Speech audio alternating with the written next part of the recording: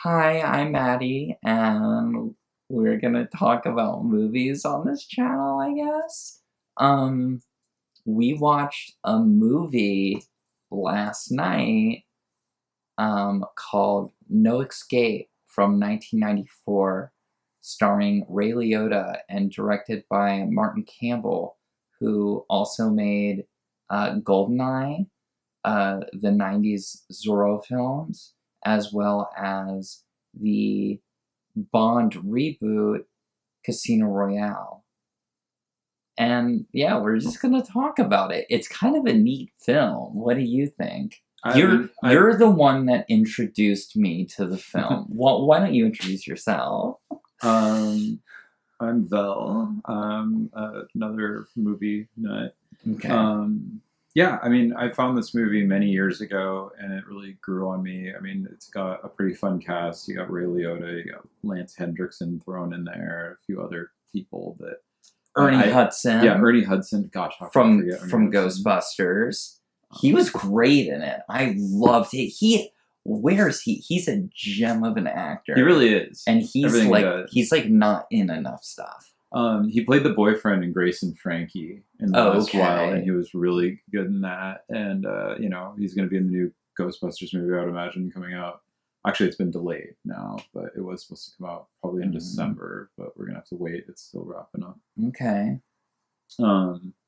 Yeah, and then just a lot of other familiar faces from movies around that time. Like I was saying, that one actor, totally blanking on his name. But he starred in two movies, like back to back in the those couple of years. He had that, and he was in Virtuosity as well. Which role did he play? He was the shoe guy, the beachcomber. Oh yeah, no, he's been in a ton of stuff. Tons of stuff. As well as I mean, he was even in Lord of Illusions as Swan. Okay, I still need to see that. That's the that's my number one Clive Barker film. I need to see. I've seen parts of it. Great movie. Scott Bakula does a great job. Gotta get my Scott Bakula. Oh yeah. So let's see here. There was someone else in the cast that I want you to pull up. Let's see. What's his name? Steve Wilson or something was the name of the... No, you're in the wrong film. No, this is No Escape. This is the wrong No Escape. Yeah. Which is funny because it starred Pierce Brosnan, who was in Goldeneye, which Martin Campbell also directed. Here we go, 94. Okay, so we got a little cheat sheet up, and it's only got a IMDb. IMDb only gives it a 3 out of 5 stars. They're wrong. No, that's good. Okay, so we got Ray Liotta, Lance Henriksen, Stuart Wilson. Okay, he's great. And Kevin Dillon. God, Kevin Dillon looks like a baby. Even though it was 90, it was 6 years after The Blob, and he still looked like he barely aged a day. He held up. He really did. And then you got Kevin J. O'Connor, who is in There Will Be Blood. He plays. Okay, I don't want to spoil There Will Be Blood, but he's in There Will Be Blood, and he's great in that too. I knew that.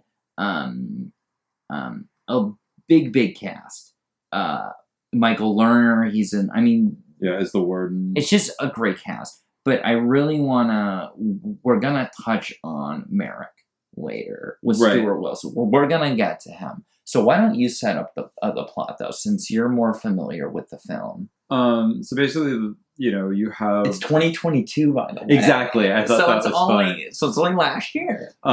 So, Ray Liotta is just basically, a military badass trained in all kinds of ops and, hand-to-hand and everything. Mm-hmm. And we kind of figure out that at some point his commanding officer had his... I don't know what you want to call it, battalion or something, carry out something that he was not okay with. And as a result, during a public event, a march or something, he steps out of marching line and basically just shoots his Great opening shot. Brilliant opening shot. Yeah, really cool angle.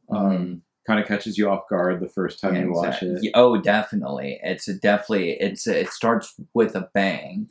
And then boom, we would jump right into he is, incarcerated in a transport going on a strange rail system through the desert somewhere, and then is brought in and faces a holographic projection of a warden kind of laying down the facility that he's going to be in. He's introduced to a cellmate, and his cellmate is a little bit off. And, not like you should expect anybody in prison to be like on their game, but especially in dystopian future prison. Yeah, but he's very paranoid and keeps talking about a place called Absalom and seems to be very afraid of it. And I don't think he really gets into explaining what it is and why he's so afraid of it, but he's just kind of like got that general vibe of like, oh, if you think this place is bad, there's worse places we can end up. And I guess due to the nature of his crime and his skill set, he's considered kind of dangerous. So he is eventually moved to Absalom, which we find out is a very isolated, monitored island, very kind of Escape from New York style, to where there are no walls, there are no guards. You're just being set loose. You can survive as best you can, but there are gangs, and some of them are cannibalistic. Absalom is basically a jungle. It's a tropical island.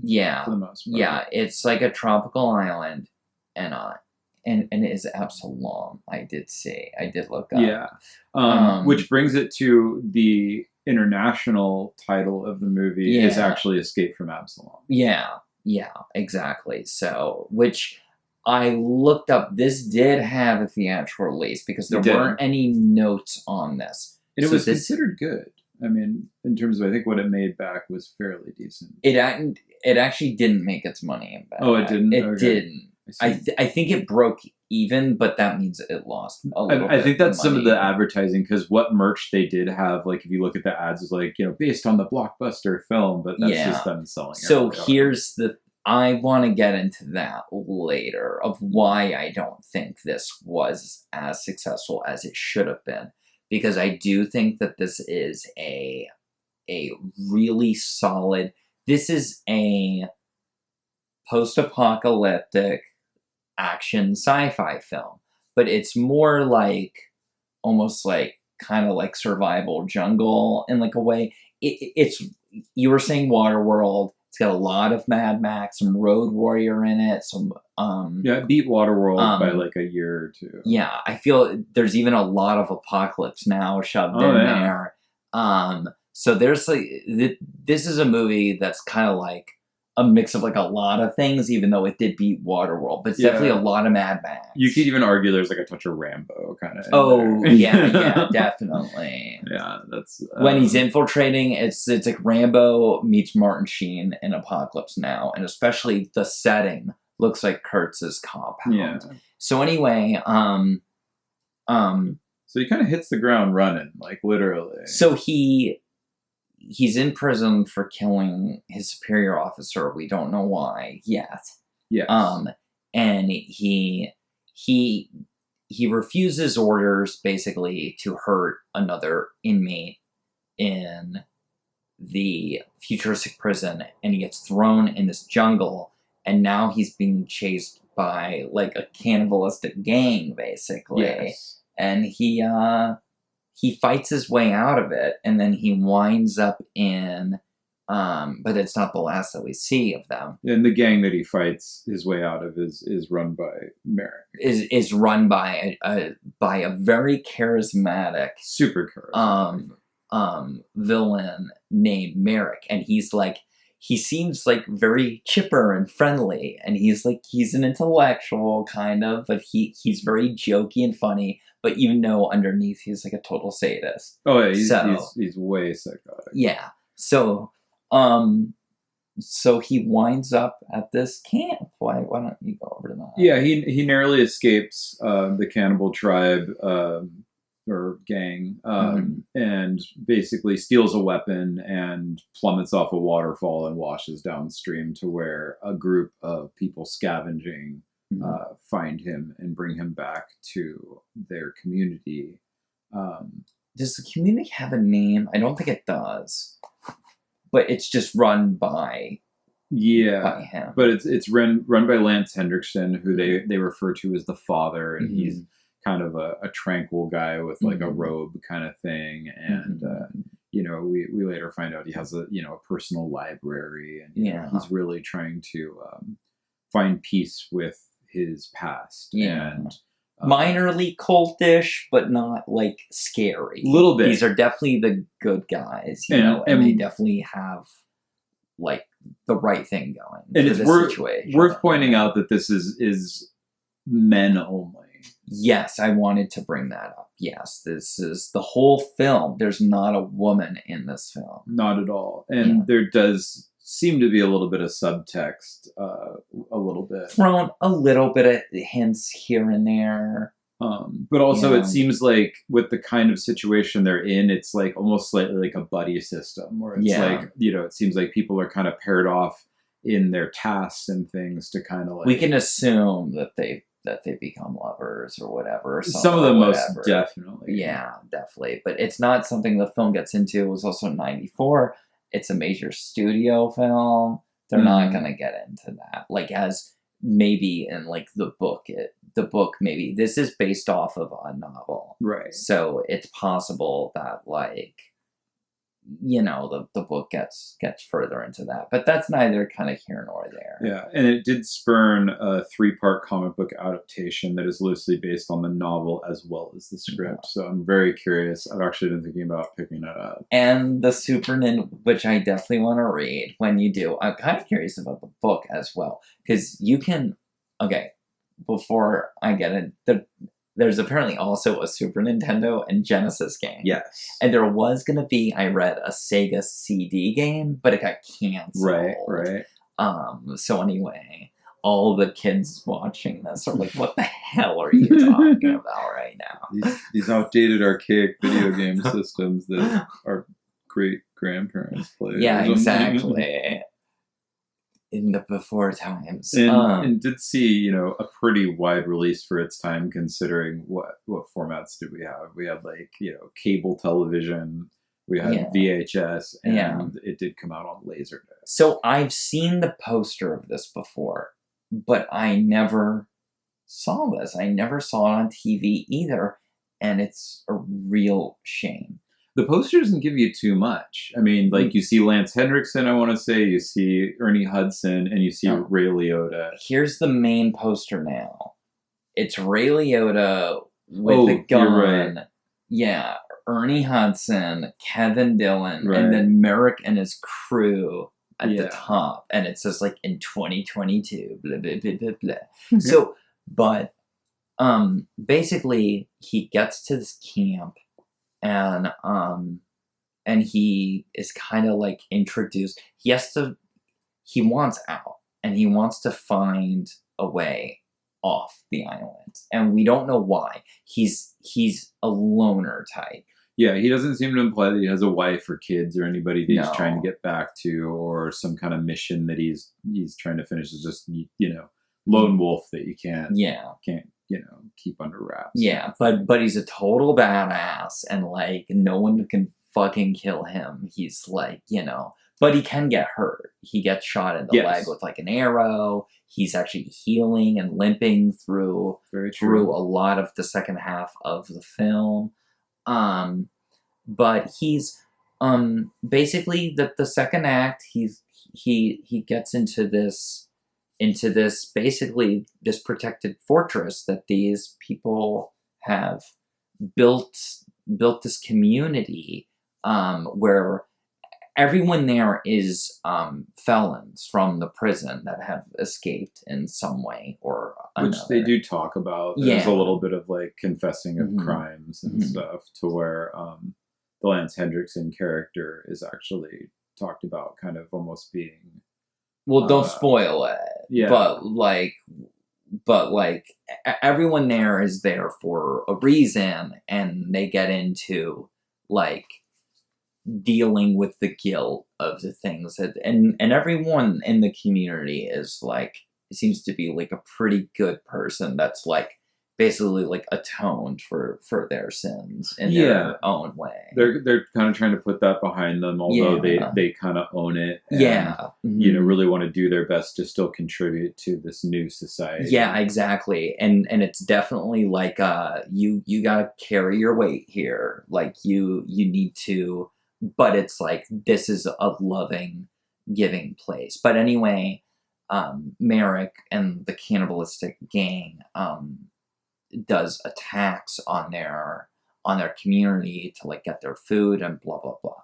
But that's just basically the film itself. So that's just the basic plot, and it is really interesting how the community is set up because they have towers, they have a guard system. It seems to back up to maybe like a slough or something like that, to where they have put in a massive amount of just poles down in the water it seems like to prevent someone from really being able to swim under the water towards the community. Now this is all like built with like wood and stuff like that. Wood and bamboo. There's nothing futuristic about this part of the film. All meanwhile, the prison system is because they were dumped out there, is kind of keeping an eye on all of this situation via satellite. Yeah, they're monitoring heat. They're monitoring just general activity. Mostly it seems like heat signatures, because they can tell when people are grouping or when they're spread out, or if in fact someone is trying to leave the island. And so he kind of tries to just do the I need to get out of here kind of thing, but they ultimately kind of start kind of drawing him into the community. Not that they ever totally win him over, but Blob Boy, Kevin Dillon really takes a liking to him. It kind of against his wishes. He's kind of like, why are you bugging me? Like, get out of here. And you kind of figure, like you were saying, like, you have, what's really at Robbins. So Kevin Dillon is Casey. Casey definitely wants Robbins to be his very much so, his buddy. But the film's almost a little too fast paced, and this is based on a book with a 2-hour runtime. With 2 hours. Here was also a funny thing I saw.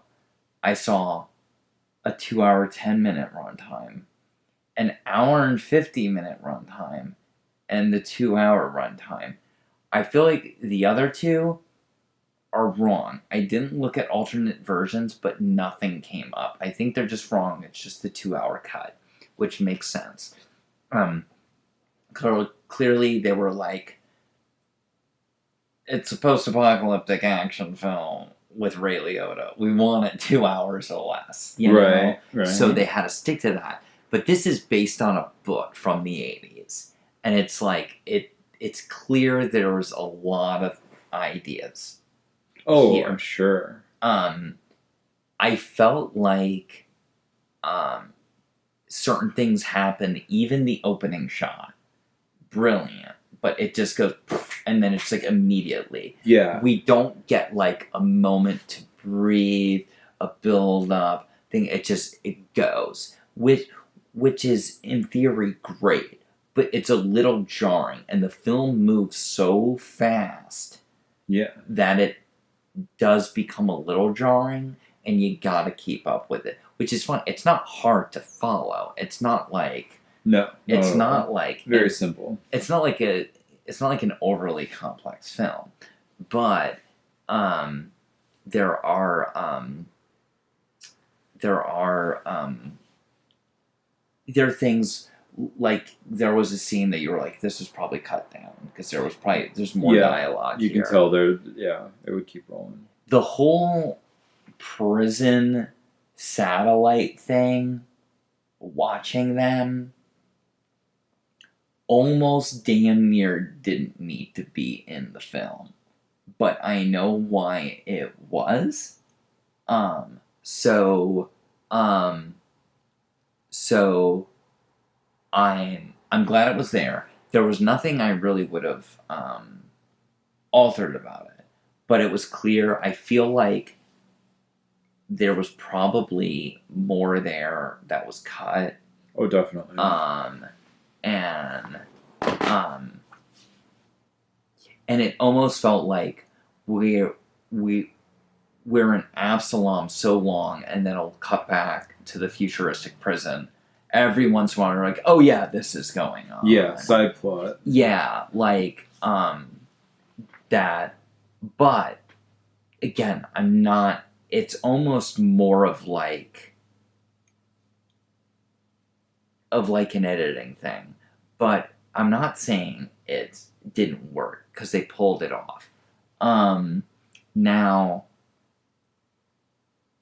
let's get into what's his name, Stuart Wilson, Merrick. Right. We touched on him earlier, but I really want to give him props.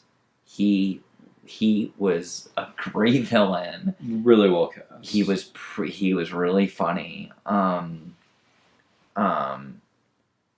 Yeah, great job there. Good, solid action. Some of it's a little by the numbers. Kind of the whole like, oh, we're gonna raid the fort, the village now. We're gonna do this. Now we have to have enough time of rando killing rando and another rando killing rando.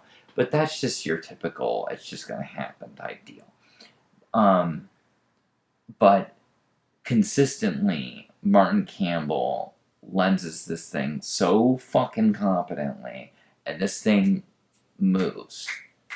And some of it's a little kind of twisted too. So there's like a lot. There's a lot to really love and admire about this film. What makes you love it even more is how, like, underrated this is. How this is, a sleeper, I guess, as the kids would call it, right? Yeah, there was a time when, movies like this you would probably find on that like $5 shelf even at Target or something. It's worth more than that for sure, but it just seems like the kind of movie it's like, it'll sell enough copies kind of thing. It's something that I'm surprised I didn't get to see sooner. And something that James Bond is James Bond. So your Golden Eyes or your Zorros or the Martin Campbell films. But then like your Predators, Rambos. This is like, and your Mad Max. This is, dare I say, like damn near right there with it. Like these are really good. These are really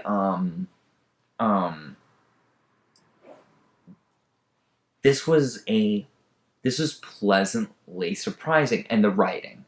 Let's touch just a little bit on the quality of the script, which is really good. Basically, the whole cast is faces we all know and love. Yeah. And they're all great. Selling it. The script is like really fucking solid. And the direction is really solid. So like, the only thing is like sometimes it gets a little convoluted and it's a little fast paced. Yeah. Outside of that, I wouldn't even say it's that convoluted because once you're on the island and going, it's very straightforward. Bad guys versus good guys. Right. That's it. You just kind of reset with bad guys watching over via satellite. And it's like, and that's it. And Ray Liotta. Let's talk about Ray Liotta just real quick because Ray Liotta, it did recently pass. That's right. I read he took this role because he always wanted to do one role where he was like the hero, and it's like he pulls it off in this. True. It was like maybe like I don't know what we think of Ray Liotta. But like, I think he pulls it off. What do you think? He very much pulls it off. He has the right amount of like leading guy looks, but at the same time, he never does anything that isn't believable to his character. Yeah, no, he's not. He gets his hands dirty. He's actually like it's more believable than like a Rambo, instead of him being this sort of invincible. Yeah, he's not a muscle bound Yeah. guy. Or What I anything. always loved, even as a child, about John McClane is he was like a guy. Yeah, every man's man. And he got like hurt. And in this, he's kind of a mix between your John McClane and your Rambo. He's like, John McClane's a little more human than Ray Liotta, and Rambo is Rambo. So, but a lot of the jungle atmosphere remind me a lot of Predator, actually. Oh yeah. And actually, some of the how well handled the action is done reminded me of John McTiernan in Predator, and as well as what's like other like yeah, you got your Rambo in there, and you like a little bit of Predator and stuff like that. Like him going back into Merrick's compound is basically like, it's basically Kurtz's compound, and when he goes back, in spoiler alert, when he goes back into it in the beginning of the third act of the film, it's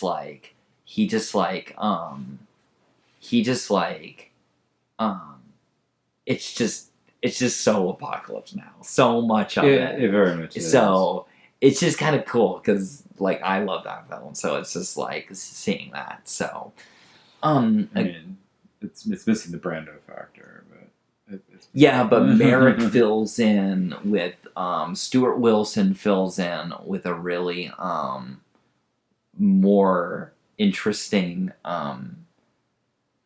villain in itself, as he's kind of jokey, he's sarcastic, but yeah, he's always entertaining himself as a character. But he's always kind of like, he's always kind of in like a playful mood, but even though he's like a horrible human being. So there's that.